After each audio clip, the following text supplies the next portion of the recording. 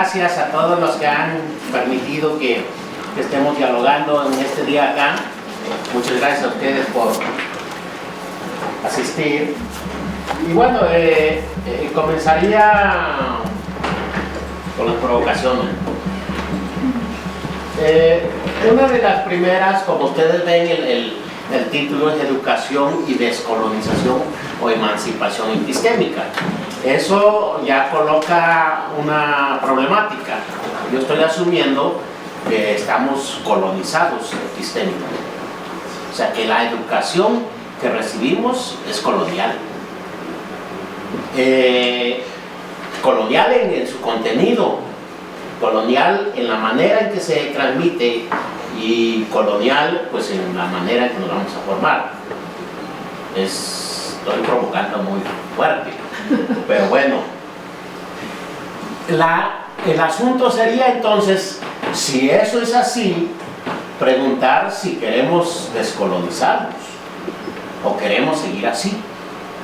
Y si queremos descolonizarnos, pues ¿qué podemos hacer para lograr ese objetivo? ¿Cómo llegamos a esto? Yo creo que eso es importante. Hace 500 años, cuando llegan los españoles acá, cuando llega Cristóbal Colón, no es cierto que se perdió. O sea, es mentira eso de que se perdió, por él llegó acá, pero nos lo dicen en primaria y secundaria y en prepa todavía no, si no, seguimos creyendo que se perdió, ¿no? Que nos nombraron indígenas porque creyó que llegó a la India. Eso es otra mentira total. Ya don Guillermo Bonfil Batallas explicó mucho cómo surgió eso de lo indio. El asunto es que llegó porque los europeos andaban buscando mercados, porque en Europa estaba pasando una cosa muy interesante, ¿no? De que interesante económicamente, interesante políticamente, interesante culturalmente, el capitalismo se había afianzado. Europa ya no era suficiente para lo que estaban produciendo, había que buscar en dónde llevar las mercancías y apropiarse de los recursos para hacer las mercancías. Un poco lo que se hace ahora, nada más que ahora se hace más bestialmente. Se formaron los estados nacionales. Epistemológicamente, la Iglesia dejó de ser el centro de producción del conocimiento. Descartes se inventó toda esta idea de cómo explicar metodológicamente el mundo. Descubrimos que el mundo no era tan plano como nos habían dicho, y si uno llegaba a la orilla no se caía, al contrario, podía irse a la luna. O sea, todas esas cosas que nos cambiaron la manera de ver. Pero en España, que no existía España además, que eran dos reinos importantes, Aragón y Castilla, expulsaron, dice que expulsaron de su tierra a los árabes. No es cierto, invadieron a los árabes.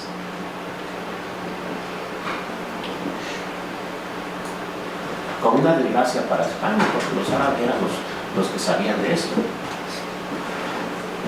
Estudiamos álgebra, ¿no? Estudiamos matemáticas, ¿no? O sea, nos inventaron ellos. Y entonces, lo que está pasando es que Europa, en un momento histórico concreto, se vuelve algo así como el centro que va a determinar lo que va a pasar en el mundo, y eso va a pasar también en el conocimiento. En un momento histórico, Europa no era Europa. Las únicas culturas originarias que ha habido en el mundo y que va a haber, porque ya no va a haber otras, fueron egipcios, los egipcios, los mesopotámicos, los indos, los aymaras, los andinos y Mesoamérica. No hubo otras. Todas las demás culturas que se han formado después, de alguna o de otra manera, tienen rasgos de estas culturas. ¿No? Pero con el capitalismo surge el colonialismo. El colonialismo en aquel tiempo era que un país invadía a otro, ¿no? Básicamente para dos cosas, o para tres cosas: apropiarse de sus recursos naturales, apropiarse la mano de obra de ellos, ¿no? Y abrir mercados. Ahora no se hace así. Ya es políticamente incorrecto invadir países, aunque hay algunos que lo hacen. Es más fácil generar las mismas condiciones por otras formas, por otras vías. ¿Cómo se hace? Económicamente. Les prestamos dinero. Es que no necesitamos, no importa, les prestamos. Pero es que no estamos, sí necesita, dése cuenta que sí necesita. Lo mismo que les hacen los bancos a ustedes y a mí. Lo mismo que les hace Electra. Lo mismo que les hace Coppel. Llévese su tarjetita, llévese sus... Ay, me la va pagando, y ya nos jodimos. Es la mismita lógica. Pero entonces, como ahora el colonialismo es decidir desde fuera lo que se hace adentro. ¿Quién decide lo que se hace en este país? El presidente de la República, el Congreso, el Poder Judicial. No, hombre, se decide en otros lados. ¿Quién decide en materia educativa qué se enseña en estas aulas? Y en todas.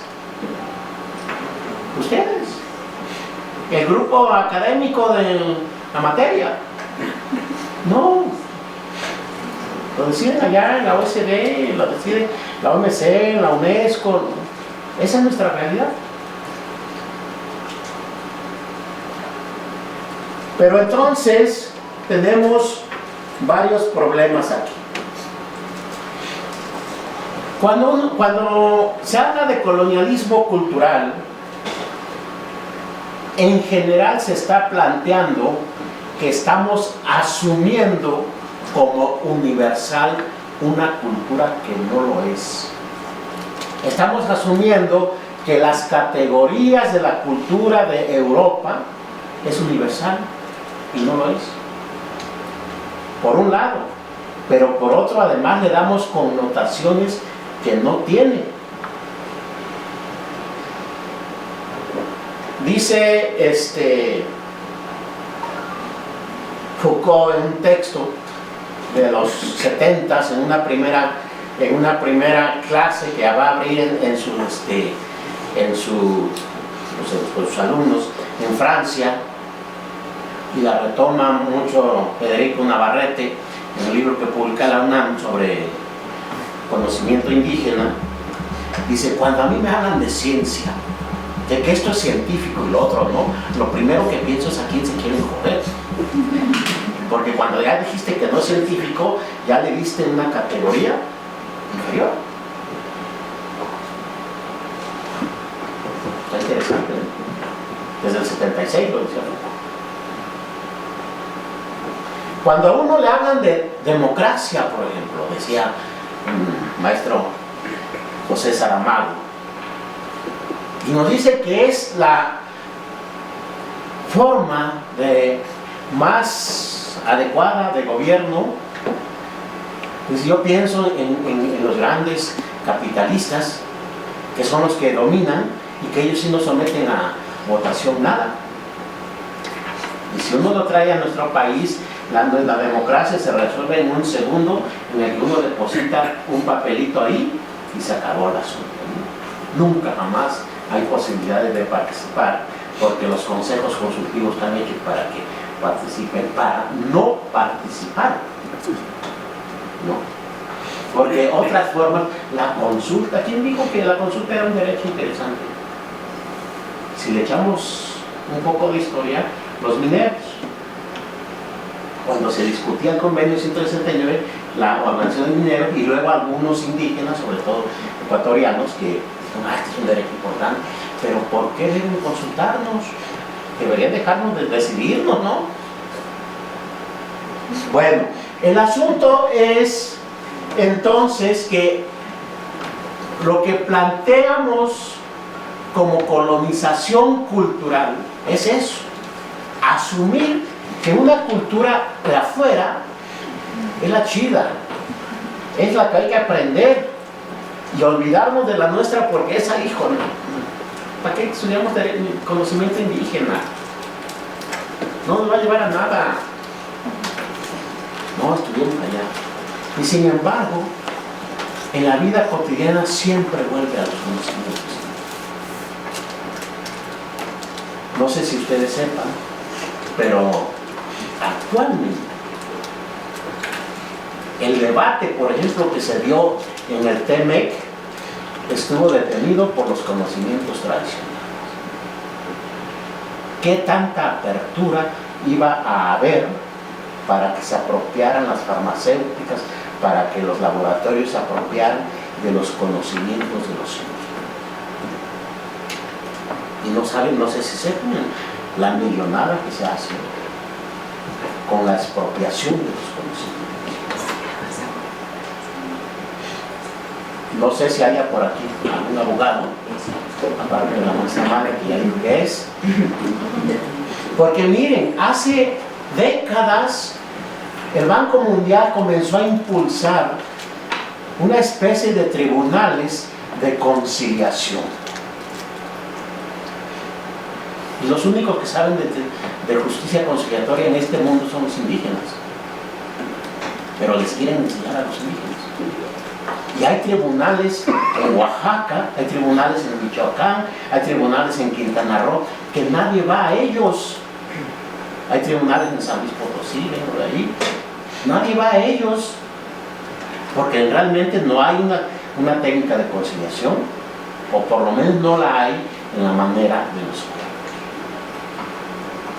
Se habla muchísimo de calentamiento global y nadie nos dice que realmente el problema del calentamiento global pues es que hay muchas emisiones de dióxido de carbono y que eso lo hacen las fábricas. Que lo único que hay que hacer es cerrar fábricas. Para olvidarse de andar recogiendo basura y tapitas y cosas de esas que no sirven para curar la conciencia a alguien, pero no para resolver el problema, ¿no? ¿Por qué no la cierran? Porque son ellos los del negocio. Pero si alguien sabe de calentamiento global y cómo bajarle, son los indígenas. Bueno, pero hay otro problema aquí que tenemos de cómo nos vamos formando aquí en nuestra cabecita el conocimiento. No es solo que se cambia la preferencia de un conocimiento de una cultura hacia otra, sino la manera en que se hace. Ustedes saben que cuando llegaron las primeras órdenes religiosas, negaron que aquí hubiera conocimiento. Ustedes seguramente han escuchado a Fray Juan de Zumárraga, humanista, gran humanista, ¿no? Bueno, pues Fray Juan de Zumárraga fue el que hizo la campaña en todo lo que ahora es América Central para ubicar los códices y quemarlos ahí en Tlatelolco. Dicen que semanas y semanas y semanas estuvieron ardiendo los códices. Lo dice Sagún. Y que los indígenas lloraban por sus códices. Diego de Landa, en Mérida, en Maní, juzgó sin tener facultades para eso a las autoridades de Mérida porque usaban sus códices. Y también ordenó la prisión de los que los usaban y también los quemó todos a Gilmaní, en un juicio que después le costó a él porque no tenía facultades para hacerlo. Quien ha estudiado dice que esto fue peor que la quema de la biblioteca de Alejandría. Pero después son los mismos frailes los que se van a preocupar por recuperar las lenguas indígenas. No. Y van a hacer escuelas, van a hacer colegios, y que vengan acá a enseñarnos, y que vengan los hijos de los antiguos reyes y virreyes, y les vamos a enseñar nosotros. ¿Qué estaban haciendo los frailes? Estaban cambiando el chip, ¿no? Estaban cambiando la lógica de cómo se aprendía, de cómo se enseñaba. Mentira que las lenguas indígenas eran ágrafas, pues ahí estaban los códices, ¿no? Yo cuando hablo de esto y me dicen no es lo mismo, les digo, oigan, ahora que hay celulares y mandan memes, los que lo saben hacer, sí se saben leer los memes, ¿no? ¿Y por qué dicen que las figuritas de los códices no era difícil de leerse? No, era otra lógica. Bueno, en esto del colonialismo, hay quien afirma no solo que estamos coloniales, sino que estamos en la tercera etapa del colonialismo. La primera, pues lo que propiamente fueron los 300 años de colonia, pero después se han hecho muchos estudios para América Central, para el centro de México. Por ejemplo, Marcelo Carmagnani escribió un libro que se llama El regreso de los dioses, ¿no? Donde él habla cómo, sobre todo él estudia mixtecos y zapotecos, y cómo después de la guerra de independencia, después del acta de independencia, después de que ya éramos una república independiente, cómo se seguía colonizando a los indios. Hay otros, muchos más. Pero para Oaxaca en concreto, Benjamín Maldonado ha dicho que la escuela es una forma de colonizar. Los indios en las aulas se llama el libro de Benjamín Maldonado. Y explica por qué. Yo algunas cosas he retomado, y sobre todo para dar el salto enorme que decía Magda también. Si nos vamos al siglo XX, ustedes recuerdan mucho a ese señor, lo han leído, El águila y la serpiente, La sombra del caudillo. Los maestros nos recomiendan que lo leamos. Yo les recomiendo que lean La querella en México, La querella sobre México. La escribió en 1915. Es importante porque en 1915 hay una guerra civil en México. Y eso que dice ahí es textual. La población indígena de México es moralmente inconsciente. Es débil hasta para discernir las formas ya más simples del bienestar propio. Imagínense, muchos indígenas no saben lo que les conviene. Tanto ignora el bien como el mal, o sea, todo. Así lo malo como lo bueno. La masa indígena es para México un lastre o un estorbo, pero solo hipócritamente puede acusársela de ser un elemento determinante. Miren, es todo eso, pero afortunadamente se puede prescindir de ellos. En la vía pacífica y normal, lo mismo que en la normal y turbulenta, o sea, todas, el indígena no puede tener sino una función única, la de un perro fiel que sigue ciegamente los designios de su amo. Eso decía Martín Luis Guzmán en plena ley. ¿No? El maestro Rafael Ramírez Castañeda. ¿Quién no conoce aquí al maestro Rafael Ramírez Castañeda? Y ahorita lo mandamos a hacer. ¿No? El gran maestro, impulsor de las misiones culturales, impulsor de la escuela mexicana junto con Vasconcelos, ¿no? Pues eso le decía en un discurso de una clausura de cursos a unos maestros. El primer consejo serio que yo quiero darte es que con estos niños no hagas otra cosa antes de enseñarles a hablar castellano. Tu labor comienza enseñando a los indios a hablar el castellano a fin de que puedan comunicarse y entenderse con nosotros, los que hablamos ese idioma, ya que ningún interés práctico nos empuja a nosotros a aprender el suyo. La vida entera de los pueblos se condensa en el lenguaje, de modo que cuando uno aprende un idioma nuevo, adquiere uno también nuevas formas de pensar y aún nuevas maneras de vivir. Por eso yo considero como cosa importante, aquí me tapo yo mismo, ¿no? Que hay que enseñar el castellano como Dios manda, es decir, sin traducirlo al idioma de los niños. Que se olviden de su cultura. Estamos hablando de cuando México está despegando como nación, ¿no? Para la unidad nacional, los pueblos estorban y entonces que dejen de ser indígenas para que se incorporen al desarrollo nacional. Eso no lo digo yo, lo dijo ni más ni menos que el maestro Gonzalo Aguirre Beltrán. Ustedes saben que el maestro Gonzalo Aguirre Beltrán, junto con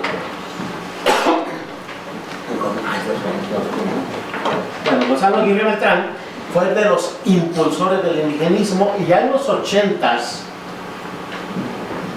con los de la antropología crítica, discutiendo con la antropología, los de la antropología crítica dice: el indigenismo no es una política formulada por indios para la solución de sus propios problemas, sino la de los no indios respecto a los grupos étnicos heterogéneos que reciben en general la designación de indígenas. Yo creo que hay que fijarse en eso, porque el indigenismo, tenemos la idea, algunos, o tuvimos la idea, yo creo que la mayoría tenemos la idea, de que el indigenismo fue para atender problemas indígenas. No, lo dijo el maestro Aguirre, fue para que desaparezcan los indios. ¿Y qué tiene que ver esto con lo que estamos viendo hoy? Pues que la educación indígena surge como parte del indigenismo. O sea, si creen ustedes, si consideran todavía a estas alturas que la educación indígena surgió para revitalizar la cultura, que para no, estamos mal. Era para que dejaran de hablar, era para que olvidaran su cultura, era, como lo estoy diciendo, para colonizarnos. ¿Cómo los íbamos a colonizar a los indígenas? Primero con una idea de cultura nacional que nunca hay. Yo no he sabido si hay una cultura nacional, pero se hablaba de una cultura nacional. Por ahí, ahorita que pasé, vi incluso a la patria llevando a mí me gusta mucho esa imagen, ¿no? Pero a la patria llevando de la mano al niñito, ¿no? Pues esa era la idea. Pero ¿quién era la patria? Nunca supe. Yo no sé, pero él la llevaba de la mano, ¿no? Entonces la educación indigenista es eso, que los indígenas dejen de ser indígenas, que se olviden de su cultura, ¿no? Ustedes ya saben también, y todo hay que recordarlo, en un tiempo los indígenas no contaban con eso. En la etapa de la aculturación eran otros los que iban. Después dijeron: esto no funciona muy bien, que vengan los indígenas a dirigir las políticas indigenistas, porque así se van. Tampoco funcionó. Y después que vino hasta el indigenismo de participación, ¿no? Entonces, Parece que si queremos dejar atrás esto de la colonización epistémica, lo primero que tenemos que hacer es ver eso. ¿Qué está planteando la gente? ¿Qué podríamos decir que es como la descolonización epistémica? Hay una frase ahí de Boaventura de Sousa Santos, a mí no me gusta mucho Boaventura de Sousa Santos, debo decirlo, porque parece que piensa y nos lo vende así como, piensa una cosa y la escribe y nos la vende, y al rato piensa otra y nos la vende. Está bien, si uno toma en cuenta que va escribiendo lo que va pensando y que no lo ha reflexionado mucho, está bien. Y esta frase a mí me gusta mucho. La comprensión del mundo es mucho más amplia que la comprensión occidental del mundo. ¿Qué dice? Oigan, hay muchísimas maneras de entender el mundo y esta que nos han vendido por mucho tiempo como la dominante no es la única y es probable que ni la mejor. Eso es lo primero que dice. Que hay que romper con el universalismo etnocéntrico y promover una epistemología de saberes. O sea, por un lado, no solamente no es Europa la única manera de pensar, ni es universal, sino también hay otros saberes que, igual que los de Europa, pueden ser válidos para la comprensión del mundo. ¿Está bien? Pero aquí se mete él en un asunto que creo que vale la pena decir, y detrás de estas maneras de entender y comprender y de formular y de distribuir el conocimiento, dice, hay un racismo epistemológico que atraviesa relaciones de clase, de género, a escala global, coloca a unos en el mundo del ser y a otros en el mundo del no ser. Esta no es frase de él, esta es frase de Frantz Fanon. Como ustedes saben, Frantz Fanon, negro, médico, psicólogo, luchando por la liberación de Argelia, él decía que cuando él se fue a educar a Francia, dice, y la reflexión que él hacía, dice, nosotros nos educaron pues para que dejáramos de ser negros. Pero entonces, ¿qué pasó? Y él como psicólogo hacía la pregunta, oigan, estábamos allá en Argelia, y ahí, bien o mal, pobres o ricos, feos o guapos, altos o chaparros, estábamos en nuestro mundo. Teníamos nuestra manera y nos traen a Francia, nos hicieron, estudiamos, ¿no? Somos profesionales, somos científicos, pero ya dejamos ese mundo, nos sacaron del ser y nos pasaron al no ser. Y él hace reflexiones interesantes sobre eso. Dice, pero entonces los conocimientos no están aislados del contexto. Y no es lo mismo ser de izquierda en Francia que en Estados Unidos, que en la Ciudad de México o que en la UP. No, significan cosas distintas. No es lo mismo ser feminista en Europa que en Estados Unidos que en México. Porque por las condiciones concretas. Y con lo indígena vamos a ver mucho eso, ¿no? O sea, un mismo concepto puede tener un significado aquí en un contexto específico y allá puede tener otra situación distinta. Desarrollo. ¿Qué le dirá a una comunidad desarrollo? Nada. Destrucción, ¿no?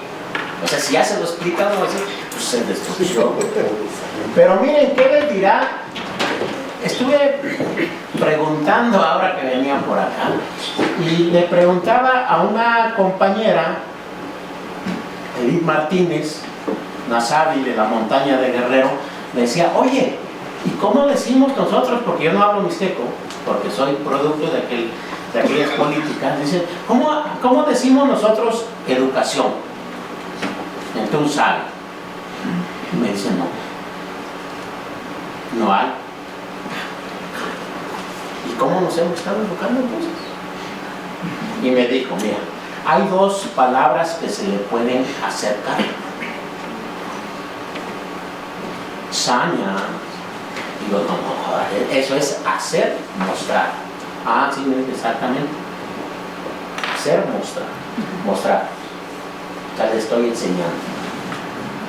Pero dice, si la agrandamos y decimos Saña Yonanakosotona, diría enseñar para que aprendan a respetar.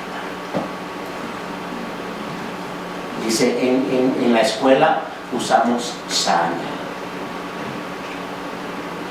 O sea, mostrar, como mostrar cualquier otra cosa. Enseñar como, no pasa nada, pues te van a enseñar algo. ¿Ve? Porque te van a enseñar algo. Pero no es de educar, de aprender, que sería lo otro. Y le pregunté también a un compañero lingüista rarámuri, lo mismo, y me dice casi lo mismo. Me dice, mira, venería es hacer algo, enseñar algo, pero así. Y dice, eso se usa en la escuela.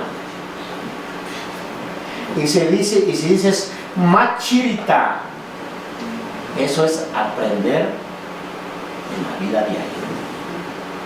¿Y cómo lo usas? Y yo me imagino cuando le dice a alguien, llega un maestro a la montaña o a la rarámuri y dice, nos vamos a educar, yo creo que se espantan, ¿no? Pues no saben qué van a hacer. ¿Sí me explico? Les traemos educación, hay que esconderse. No saben de qué están hablando, a menos que el maestro se ponga en su contexto cultural y les explique, quién sabe si pasa. Estamos usando unos conceptos que acá son bonitos, que son útiles, que son necesarios, y los llevamos a un contexto en donde si lo sacamos de esto de la educación, a mí como abogado también me ha tocado estar en algunos procesos, y cuando estaba en el INA nos tocó hacer un peritaje sobre un gasoducto con los yaquis. Nos tocó un juez buena onda,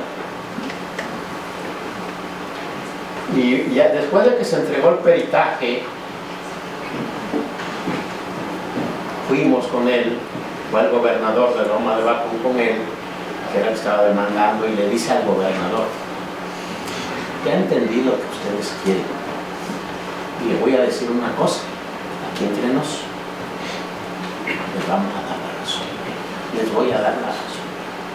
El gobernador se puso bien contento. Dice, nada más que hay un problema.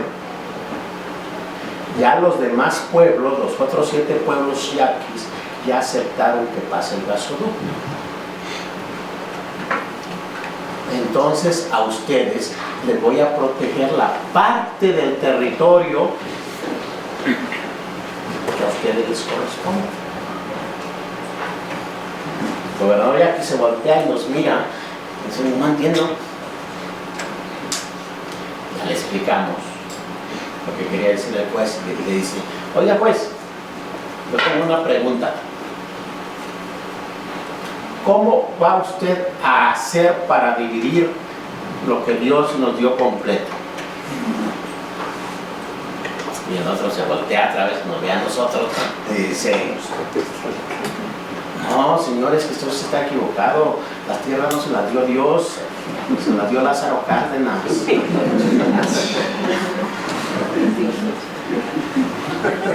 Estaban hablando cosas distintas. Los dos, yo creo que los dos tenían razón, pero en su propia lógica. Por cierto, no ha salido esa sentencia. No sé si porque no sepas qué hacer después.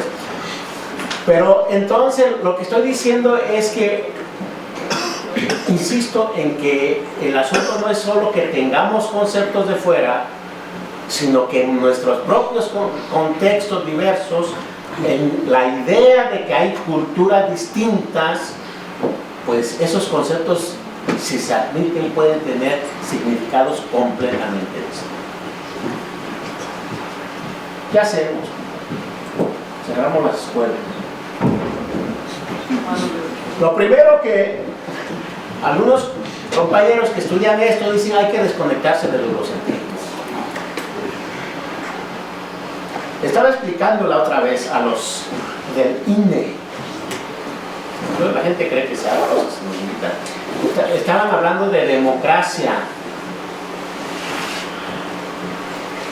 de pueblos indígenas.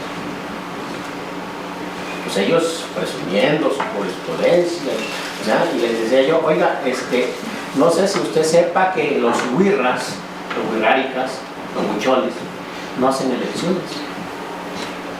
Sueñan. Y Maracame entra en trance, ¿no? Y decide quién va a ser. ¿Qué va usted a hacer si mañana viene aquí alguien y le dice que en trance hizo fraude?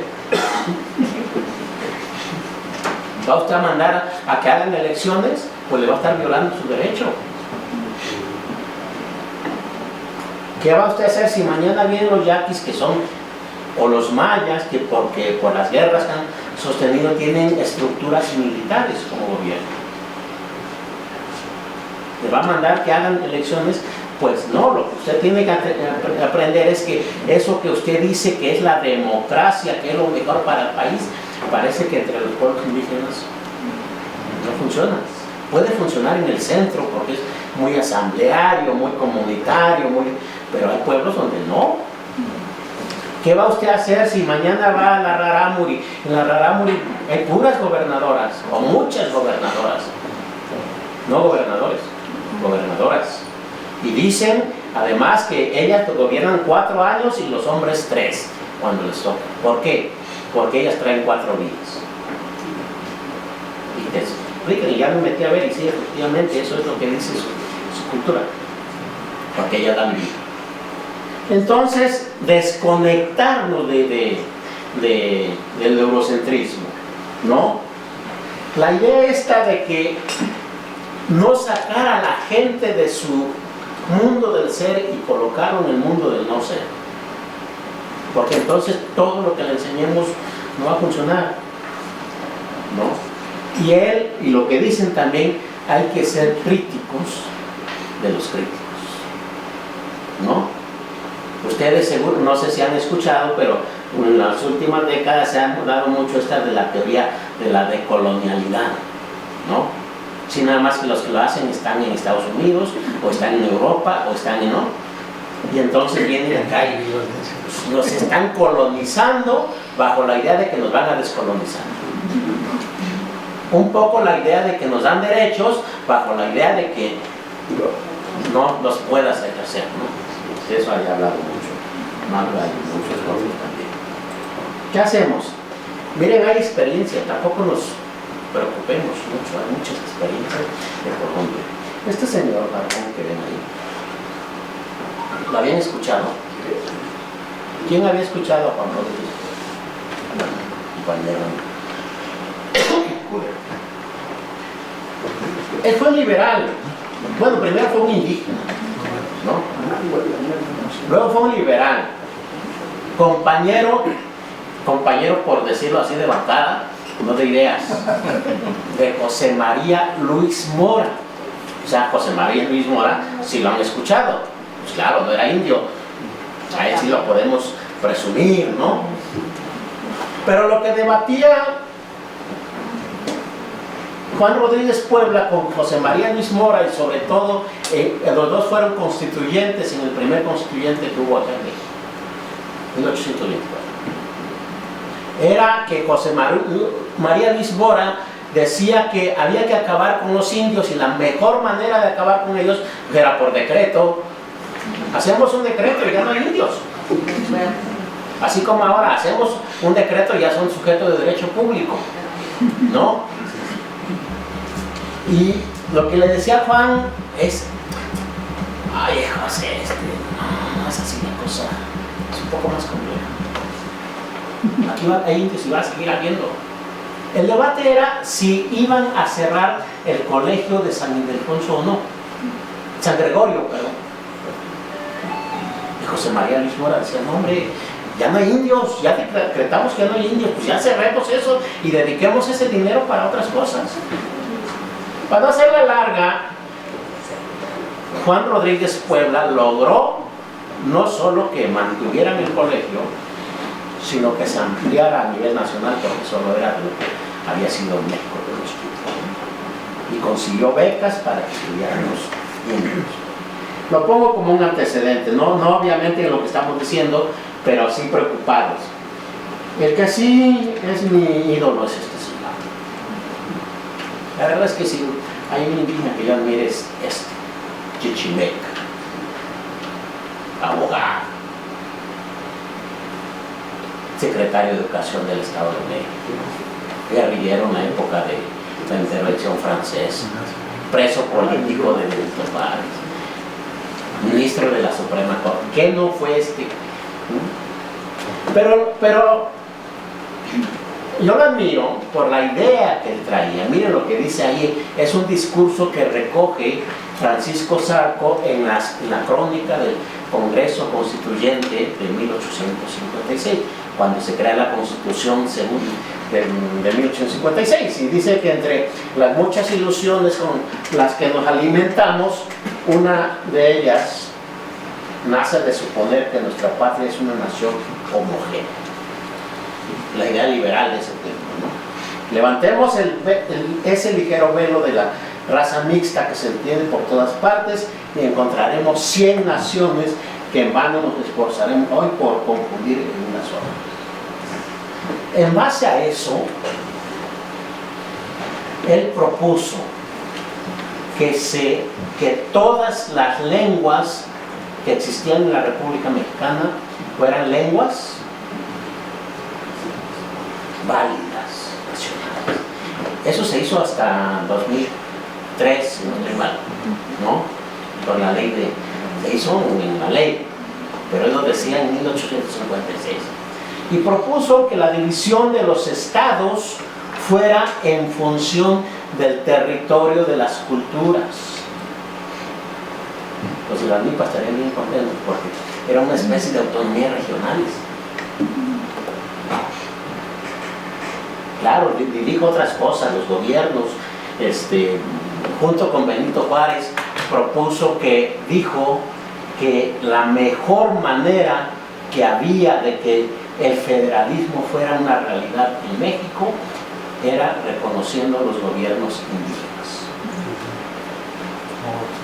Nadie nos peló, y tenemos la nación que tenemos. Pero cuando surge, ustedes saben que el Estado de México surge de la división o del fraccionamiento del Estado de Guerrero, ¿no? Cuando surge el Estado de México, pues el gobernador le dice, a ver, usted que habla mucho, véngase por acá a ver qué vamos a hacer. Y entonces, pues sí, se fue. Y abrió escuelas para indígenas. Ahí estudió Ignacio Manuel Altamirano, que por cierto no he encontrado que haya dicho muchas cosas interesantes sobre educación indígena. Pero estudió Ignacio Manuel Altamirano y otros gracias a unas becas que por ley se establecieron para que cada municipio del estado mandara a un indígena a estudiar. No olviden a mi nación. Tampoco olviden a mi paisano. Este señor, Abraham Castellanos, bueno, si conocen toda la escuela de Rap Samima, no me digan que no, porque si les meto un balazo arriba de la cabeza, ¿no? Él estudió con Rap Samima en Veracruz y se regresó a la ciudad de Oaxaca, al estado de Oaxaca. Él es de Nochistlán. Se regresa a Oaxaca y miren lo que comienza a decir. Realmente el problema que tenemos en México es un problema de educación, y no de cualquier educación, educación étnica.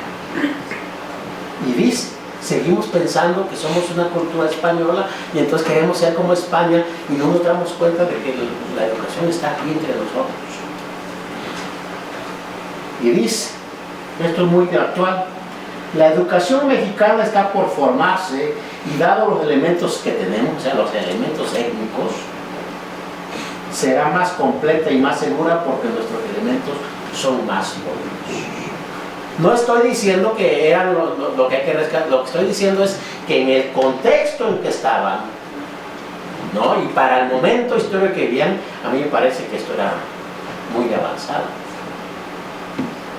Pero creo que lo que hay que ver más es esto de ahora. Porque de los que he hablado son como personajes si quieren, ¿no? Que brillaron porque traían luz propia, pero no estaban en la lógica de los pueblos. Eso es lo que me parece. Hacían su esfuerzo, pero no estaban en los procesos de los pueblos. Sin embargo, de los 80s por acá han surgido movimientos que interpelan lo educativo y el conocimiento y todo eso, es que están muy cerca de los pueblos. ¿Quién viene de Oaxaca? A mí hemos invadido Oaxaca. Qué bueno, hay que olvidarnos de Europa y hablar entonces de Oaxaca. Hay que oaxaquizar la educación. Miren, en los 80s, en 1982, José López Portillo hizo una cosa interesante un día antes de dejar el poder. Concesionó toda la sierra norte de Oaxaca, el bosque de la sierra norte de Oaxaca, a la papelera Apatups, la fábrica de papel de Tuxtepec. Fue muy interesante. No quiero decir que fue una agresión, fue muy interesante porque eso juntó a todos los pueblos de la sierra norte de Oaxaca y a decirle a López Portillo, él ya se había ido, que le devolvieran sus bosques.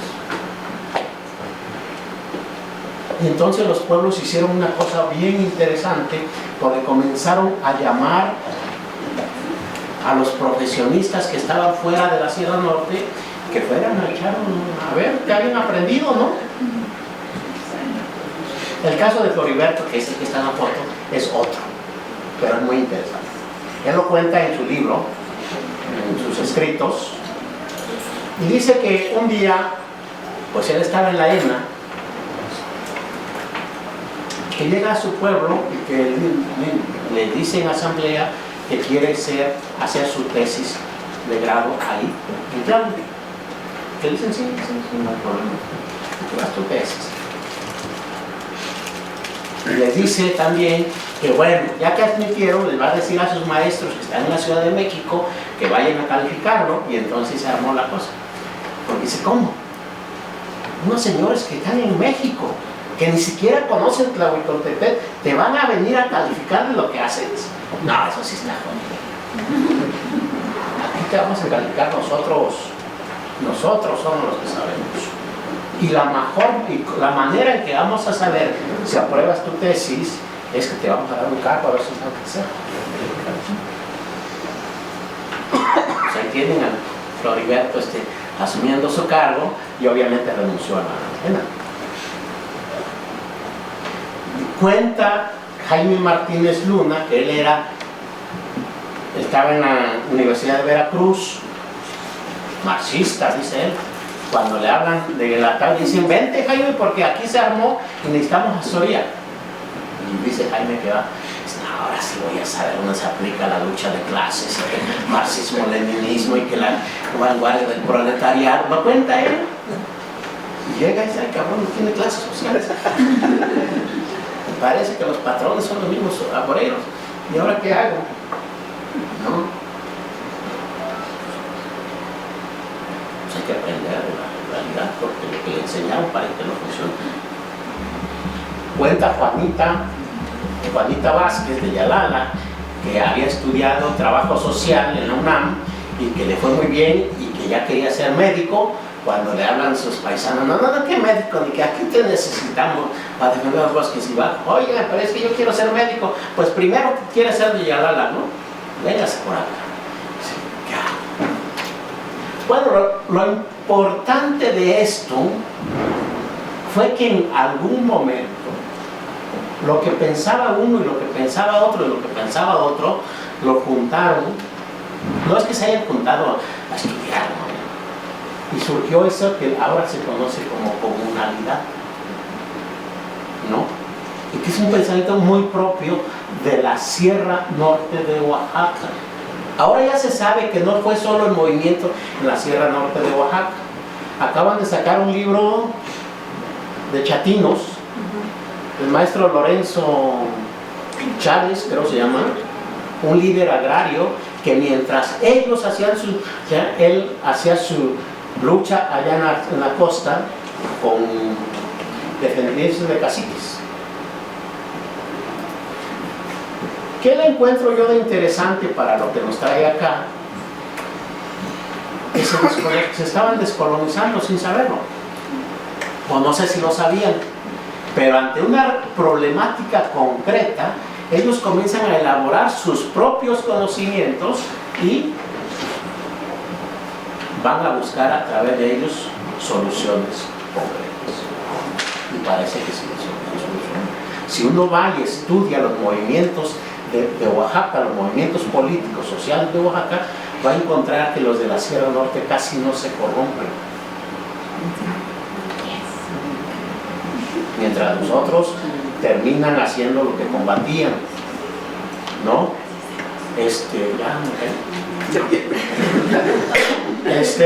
Para platicar después. Sí, no. Yo creo que por esta parte, ¿no? Hay otros movimientos. Yo he ido por Atlahui y me he encontrado muchos maestros y muchos que no son maestros que traen este movimiento del Huajencaje, que es algo así como la filosofía de los ayllus. He ido a la Sierra Norte de Oaxaca, de Puebla, y traen este movimiento, que no me pidan que lo pronuncie porque está muy difícil. Cartaix Pertaniloyan, la casa donde se abre el espíritu, se llama. Es una escuela que ahora ya están ampliando. Es una escuela para niños, desde kinder hasta secundaria, donde la mayor parte de los maestros son gente de la comunidad que no ha ido a clase, que no ha ido a las escuelas. Les enseñan la cultura y también hay maestros. Esta otra que francamente sí no fue, el Purépecha. Son maestros sobre todo maestros de aquella generación que formó Bonfil Batalla cuando estaban queriendo hacer etnólogos y lingüistas indígenas, ¿no? Ustedes saben más de eso. La mayoría son profesionistas y lo que están haciendo es recuperar los conceptos y la cultura purépecha. Son estos, los puse aquí no porque crea que estén haciendo movimientos epistémicos, los de la Academia de Lengua Mixteca, sino porque hay libros que, retomando esta idea de la decolonialidad, dicen que ellos son, y yo creo que no, porque a lo que se han dedicado es a hacer funcionales a las políticas del INALI. Yo creo que no. Ahora ya hasta se han dividido. Hay una Bertun Sabi en Oaxaca, que es la que sigue más las políticas del INALI, y hay otra Bertun Sabi en Guerrero, que están más con los pueblos. Y hay un movimiento ahí de pensamiento indígena contemporáneo, que ya llevamos 2 sesiones, y lo que hacemos es juntarnos y platicar qué estamos haciendo cada uno en nuestros lugares. Bueno, ¿qué creo yo que podemos proyectar? una cosa que ya dijo la maestra Magdalena, pero que creo que vale la pena posicionar. Yo considero que la respuesta al colonialismo educativo, epistémico, no es pedagógica. O no solo tiene que ser pedagógica, tiene que ser política. De reconocimiento de un sujeto político que hay ahí, que produce conocimiento, que tiene una propuesta de cómo entender el mundo, y eso aquí y ahora se llama pueblos indígenas. Eso es una cosa que hay que revalorar. Yo no quiero ni por equivocación decir que hay que olvidarse de los conocimientos científicos, de los conocimientos europeos, no. Pero hay que superarlos. Y sobre lo que nos ha dado, hay que construir otro tipo de conocimiento en base a los conocimientos que tenemos de los pueblos indígenas. Hay muchos. Los que hemos estudiado un poco el pensamiento Sali, por ejemplo, hay una manera general de algo que podríamos decir como los filósofos mixtecos, por decir algo, que allá se le dice Tata Shilpa, hombre que alumbra el camino. Pues por ahí podemos, pero no es el que lleva la fotito ahí, la vela o la lámpara, no, es el que ha desempeñado cargos, que lo ha hecho muy bien y que es ejemplo para otras cosas, ¿no? Y que creo que lo que nos puede salvar de esto es esta conjunción de conocimientos. No lo voy a decir, pero digo, no me da tiempo para decirlo, pero si queremos transformar nuestra educación, incluso en las escuelas, incluso porque ya nos explicaron lo difícil que es, pues por ahí aplicarlo. No veo otra manera. Muchas gracias.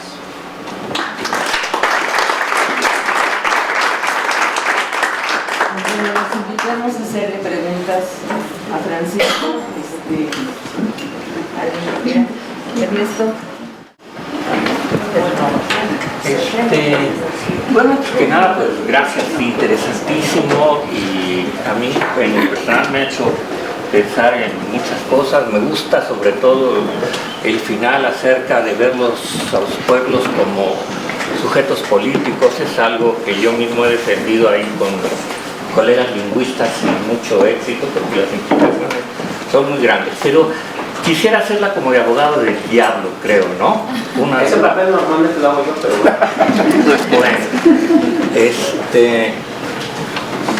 Recuerdo un hecho en Europa hace en los 90s, para enmarcar lo que quiero decir, la guerra de Yugoslavia, ¿no? Hasta mientras estuvo bajo el gobierno del general Tito, era el gobierno comunista, y convivían serbios, bosnios, croatas y en fin, todos, ¿verdad? Eran vecinos unos con otros.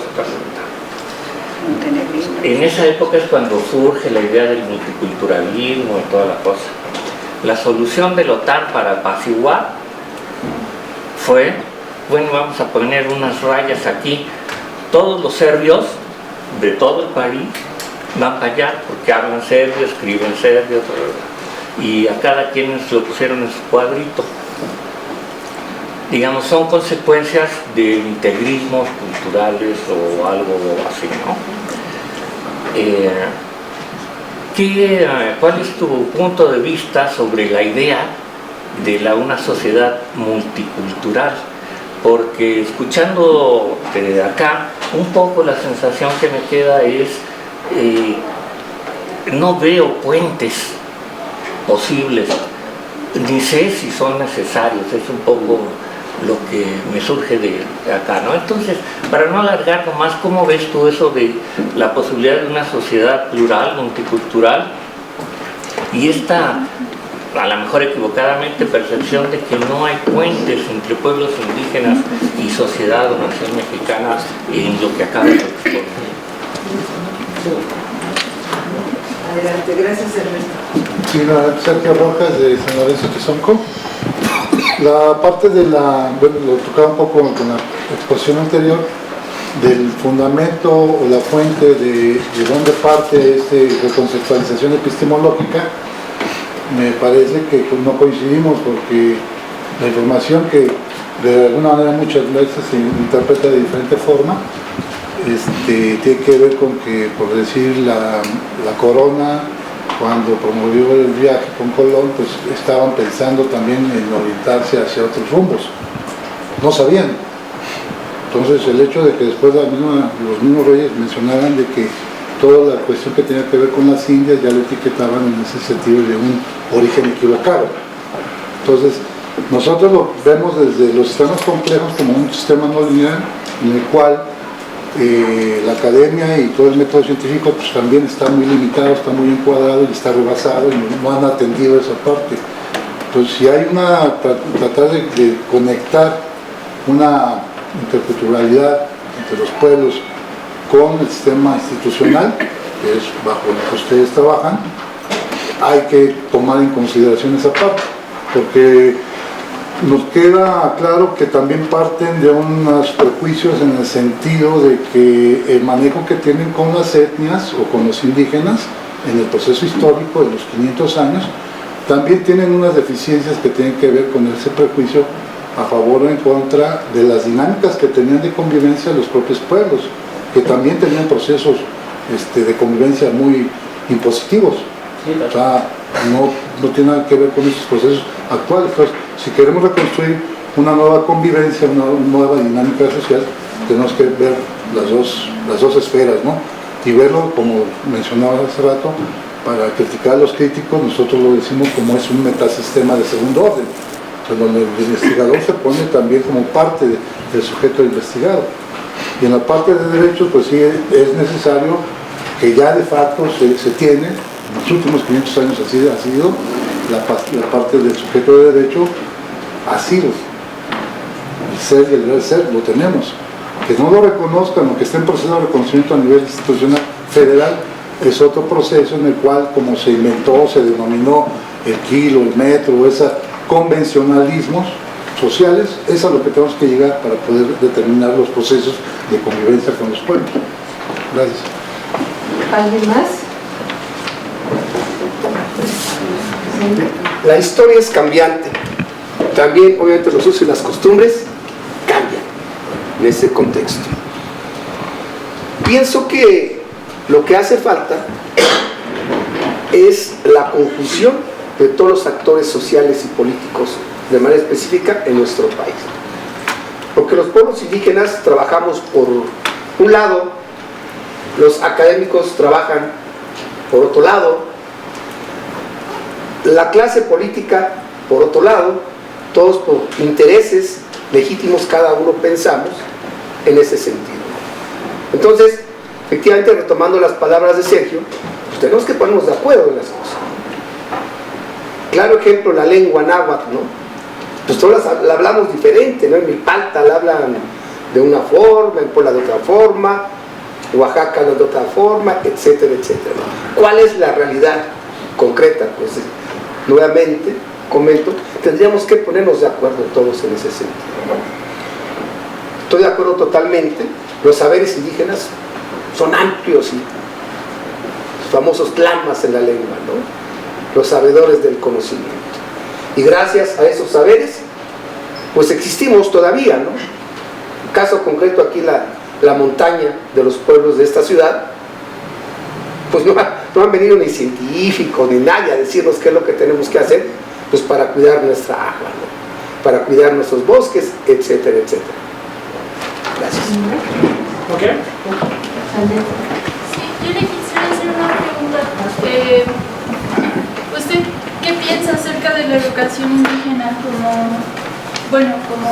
se ha venido trabajando desde la institución, no solo de un panorama, pero por ejemplo si debería existir como tal de educación indígena? Gracias. Y una vez hacemos una pregunta que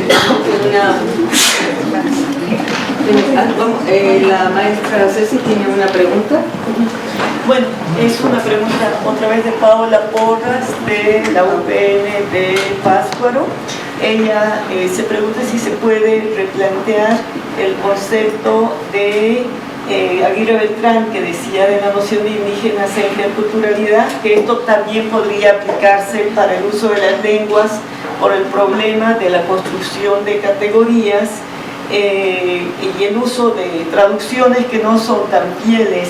Y también plantea la idea de que para descolonizarse hay que tener la necesidad de descolonizarse. Me parece interesante, pero considero que antes hay que saberse colonizado. Creo que tendemos a pensar que no estamos colonizados, que somos autónomos y muy libertarios. Cuando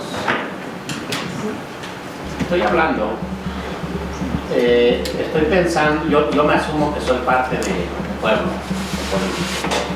¿no? Y no se dice, pero acompaño muchos pueblos. De hecho, trabajar en una institución como un pretexto para poder acompañar pueblos. Y quisiera comenzar por esto que dice la compañera Porras, porque, bueno, yo soy abogado de profesión, nadie es perfecto. Estudié en Sinaloa, aunque soy de Oaxaca, estudié en Sinaloa, no tengo que explicar por qué, pero pues yo salí pensando que iba, de hecho trabajé con empresarios agrícolas, ¿no? Nadie es perfecto. A mí lo que me cambió es esto, o sea, que cuando en 94 yo me vengo a la UNAM, que por cierto no me aceptaron por mi tesis de derechos indígenas, y pero me agarra el zapatismo. Me invitan y la verdad es que me cambió, así como dice Luis, es que uno llega y con las primeras impresiones que yo tenía es cuánta ignorancia hay en las cosas. De veras que sí necesitan unos cursos. Y van pasando los meses, parece que el ignorante soy yo. Y van pasando, y se da uno cuenta, yo ahí me di cuenta que era indígena. O sea, no lo sabía antes, de veras. Y participé en la Unión Mixteca, y participé esto con el apellido mixteco, pero no tenía conciencia de nada de eso. ¿No? Creo que sí tiene uno que ser consciente, pero para que ser consciente no es de que voy a una conferencia y me vuelvo consciente, no. Algo tiene que pasar, como estos de la comunalidad que se vieron interpelados por problemas concretos y que se dieron. Algo tiene que pasar ahí. Y yo creo que por ahí. Ahora, un poco yendo para atrás. Los costumbres sí cambian, pero yo creo que hay matrices culturales que perciben, ¿no? Los New Sabi, no todos se ubicarían como New Sabi. Unos se dicen Na Sabi, otros dicen Da Sabi. Pero lo que hay ahí en el fondo es lo mismo. Una idea de pueblo diferenciado culturalmente de otro, ¿no? Yo afortunadamente sigo los cargos en el pueblo y me he dado cuenta que en esto de que en la antropología, por ejemplo, se llama mano vuelta, para nosotros hay muchísimos tipos de mano vuelta. Y menciono tres. Hay uno que le decimos sama. Y sama es una especie de ofrenda. Es decir, te doy porque tengo ganas de darte, tengo gusto de darte, quiero darte, no porque necesites. Por ejemplo, me fue bien en la cosecha, pues agarro mi tenate de mazorca y voy a mis cuartos y les voy a dar la ofrenda. No es que necesite, tengo ganas de dar. Hay otra forma que en mi comunidad le decimos chindei, y ese sí es te doy porque necesitas, pero te obliga, cuando yo necesite me lo devuelves, y pobrecito de ti si no me lo devuelves, porque ahí hay otra cosa, que eso es familiar. Mi madre fue la que me dijo, cuando me nombraron parte de una mayordomía y comienza la gente a llegar y me dice, yo te ofrezco chile, yo te ofrezco gallina, y mi madre dice, te compras una libreta y vas anotando, porque cuando sean ellos los del cargo, por lo menos eso le devuelves. Sí, mamá, me acuerdo, que te compres una libreta y que anotes, ¿no? Porque si se te pasa uno, no es vergüenza para ti, es vergüenza para la familia. Entonces, hay otro tipo de que se le dice tequio, ¿no? Chum, le decimos nosotros.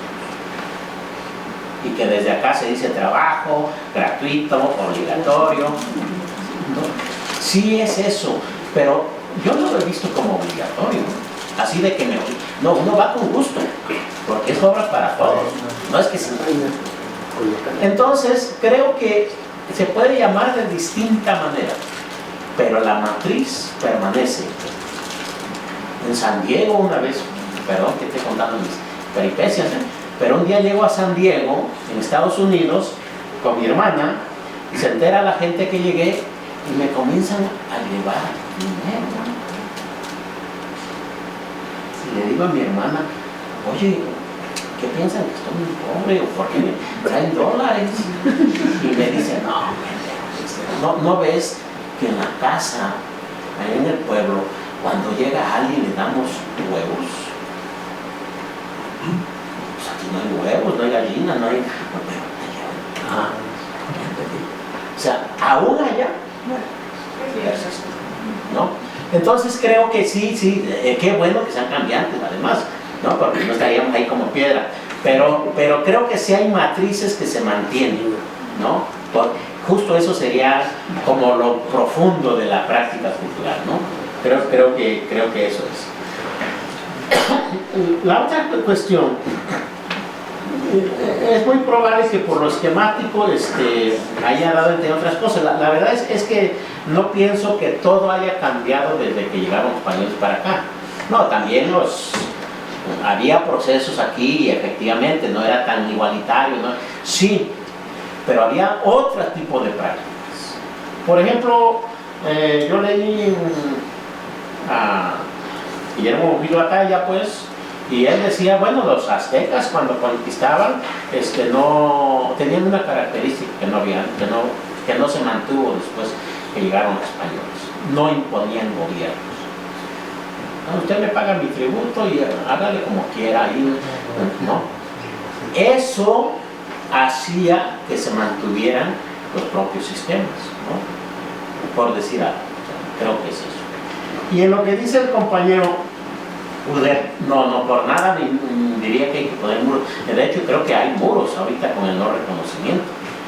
Yo creo que sí, que ni siquiera por una cuestión de contexto no habría un pueblo que dijera yo quiero separarme de México, ¿no? O sea, no hay condiciones para eso.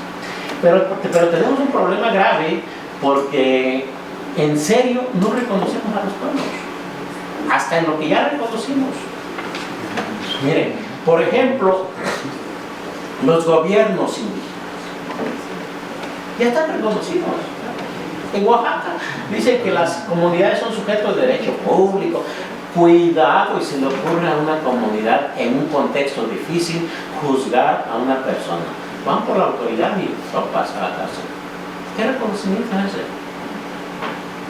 O sea, nuestra idea sigue siendo, perdón, todo el mundo dice que la sección 22 es bien revolucionaria y que hay que seguir sus pasos. Yo platiqué con los de la sección 22 en la época en que fueron asesores en el grupo de trabajo del EZ, y en ese tiempo, en 1995, se había aprobado una ley muy avanzada allá, ley de educación. Yo le dije a mí, que le voy a decir su nombre, y yo, oye, fíjate que yo trabajo en el INI con Malga y hacemos cursos. ¿Por qué no hablas con ella y hacemos unos cursos para toda la sección 22 en Oaxaca, que conozcan la ley? Ni te atrevas, me dijo. Oye, pero ¿qué no ustedes impulsaron ley? Sí, fue un error. Mira, por una cosa muy simple. Yo tengo un patrón que se llama IEPO. no quiero tener otro que se llame pueblo indígena. No, pero y me lo dijo en serio. ¿Qué onda, no? Entonces, creo que tenemos un problema grave que es político, que es ideológico, si quieren, de en serio reconocer al otro, pero en serio, pues, ¿no?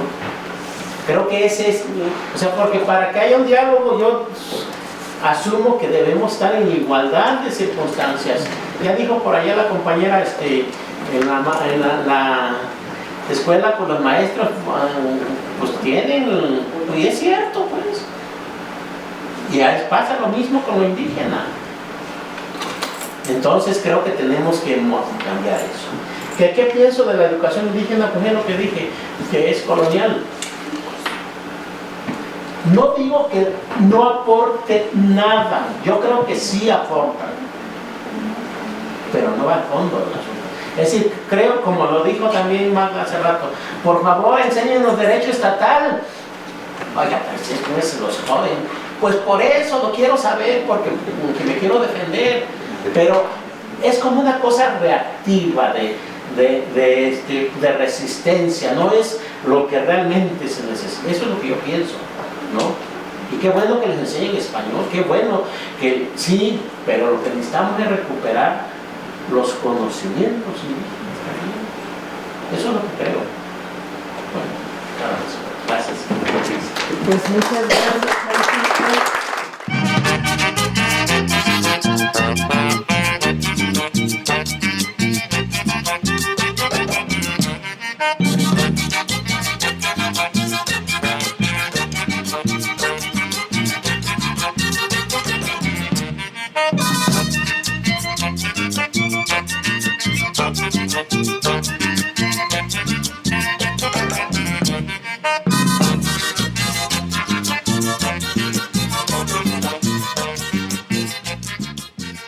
Universidad Pedagógica Nacional. Educar para transformar.